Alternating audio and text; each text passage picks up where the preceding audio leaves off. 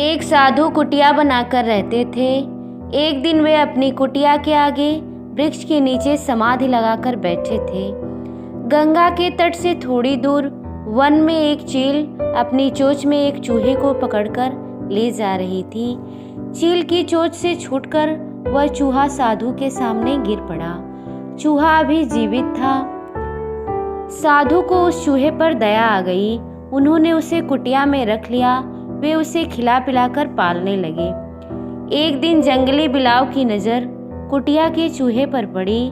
बिलाव चूहे को खाने के लिए दौड़ा। बिलाव को देखकर चूहा भयभीत होकर साधु की गोद में छिप गया। साधु को चूहे पर दया आ गई।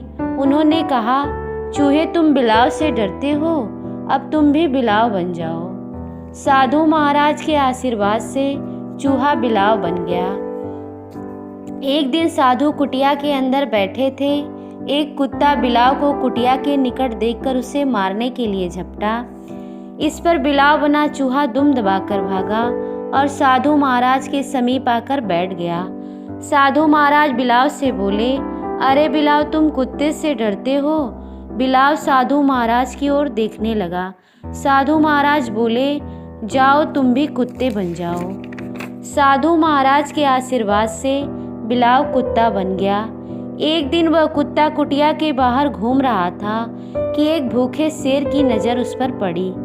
वह कुत्ते पर झपटा, परंतु कुत्ता भागकर साधु के पीछे जा खड़ा हुआ। साधु ने उससे कहा, अरे तुम शेर से डरते हो, जाओ तुम भी कुत्ते से शेर बन जाओ।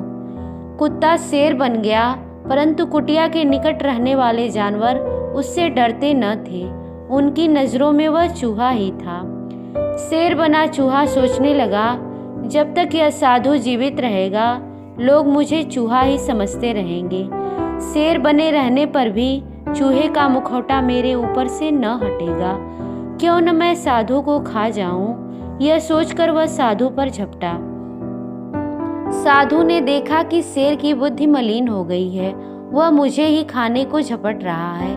उन्होंने तुरंत कहा, अरे मूर्ख, तू मुझे खाना चाहता है? जा फिर से चूहा बन जा। साधु के शाप से शेर फिर से चूहा बन गया। तो इस कहानी से हमें यह शिक्षा मिलती है कि बुरी प्रकृति वाला प्राणी कभी भी भरोसे के लायक नहीं होता है। समय आने पर वह अपना रंग दिखा ही देता है। कहानी अच्छी लगी तो वीडियो को लाइक, शेयर और चैनल को सब्सक्राइब करें। मिलते हैं अगली कहानी के साथ।